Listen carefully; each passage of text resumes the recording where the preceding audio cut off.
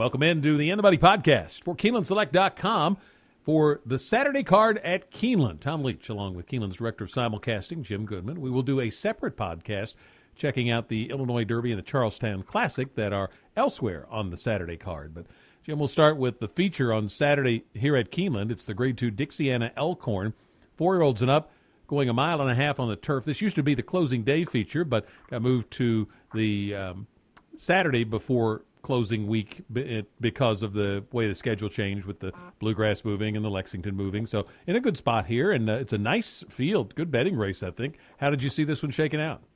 Yeah, it's $250,000 Grade 2, so it's a lot of trainers want that under their belt. So Dynamic Sky is the logical pick here, the 10-horse, Le Peru and Mark Casse. The horse ran second a couple Grade 1s at Woodbine last year, ran second and third, so just a half a length away from being a Grade 1 winner. But I got off him. I think Holiday Star won the Grade 3 Sycamore here last fall on soft turf, and that's all we've had this meet at Keeneland, is soft turf. So I'm imagining that Saturday might not be soft, but it won't be firm. It'll be good at best. So I'm thinking Holiday Star might have a little bit of edge because of the history over the track. And I think Dynamic Sky is a great exacta partner. So those two horses in this field are going to be 7-2, 4-1, something like that. So you're looking at a $40, $45 exacta. I'm going to box those in the exacta. Then I'm going to try to get a couple of horses underneath. Unitarian fits here, but he ran behind Holiday Star and Dynamic Sky in two separate races in December of 14. So I'm going to think he's a notch below. And a horse that intrigues me a little bit at a price is Maya Fleet for Jim Lawrence and Joe Rocco. The horse is going to get the lead in a 1.5 mile race. It's always a dangerous thing. So the horse won in a 1.5 mile last time he tried it at Saratoga. So I think you got to throw him in the mix. Holiday Star and Dynamic Sky are my picks on top, though. I would take the 3 and the 4 underneath in a trifecta. I went with Dynamic Sky.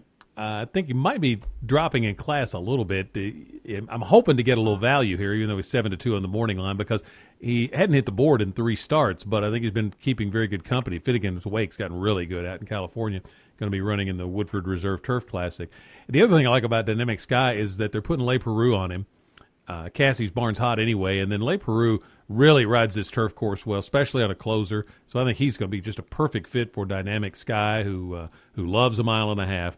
I will tell you, I talked to Graham Motion for one of the video interviews that I do for Keeneland that we tweet out, and I think they use them on the maybe the Facebook page and the YouTube channel. And Graham Motion said he has pointed this horse for this race since they put him away last fall, and that he thinks that he is indeed better on soft turf than he is on real firm ground. So there is a lot to like about Holiday Star as well. I also threw in Unitarian because he has won here last spring in this race. And then Aldous Snow, the 9, I think has kept some good company and is worth maybe taking a look at. So I'm going to take the 10 with 4-6-9 and then 4-6-9 with 10. And then in the pick 4, which I'll move to right now, I'm going to use Dynamic Sky, Holiday Star, and Unitarian. It starts in the 7th race, and I'm going 5 deep in here. Look around corners for Chad Brown. He has excellent numbers with these first-time starters on the turf going long, and I think just out of respect for that and the fact that with Saez, this one probably will get bet less heavily than the other Chad Brown horse, I'm going to use this one. But I also like Seeking Alpha, the 5, the 10, Animal Cracker, the 12, Czar, who I'd like more if he had a better post position going a mile than the 12 hole. And the 6, Key to the Bridge for Brian Lynch, merits some respect as well at 15-1 on the morning line. So 2, 5, 6, 10, 12 in the first leg. Then I'll use Mela, the 2, and the 9, Warriors come out to play in the next leg. And also Spinning Wheel. If you look at the Clockers report, they really had some nice praise for how this horse is trained. Rusty Arnold doesn't win with first-timers, but just off the training write-up, I'm going to throw in Spinning Wheel 2. Then I'm going to use the 3 I mentioned in the Elkhorn, and so I need to keep the ticket down, so I'm going to single Silver Morgan for the Ramses and Maker in the last race. How about you? I'm going to go 5 deep in the first one as well, and I'm going to use the 1 Next Red, which is a Belmont second-time starter, which is a good angle. He never wins with first-timers, but second-time starter, he's 16%. So I'm going to use Next Red, the 1, both Chad Browns, Look Around Corners, and Seeking Alpha, the 2 and the 5. Then I'm going to use the 7 and the 8. Mark Casse, first-timers, is 15% for Courting the Song, and Security Risk for Alvarado and Sugar McGahee, who's had a couple of races at Saratoga and Belmont last summer. So 12578. In the second leg, I'm going to use the 239 Mela, Get Set Go, and the 9 horse is Warriors Come Out to Play on the outside for Michael Stidham. In the feature, I'm just going to stick with 610 Holiday Star and Dynamic Sky and think I can get through it.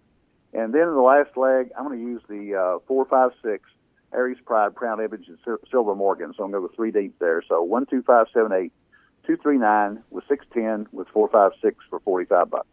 That's our late pick 4, and we would encourage you to keep your Keeneland Select account fully funded so you have opportunities to take advantage of some of these great races when you're not out at the track.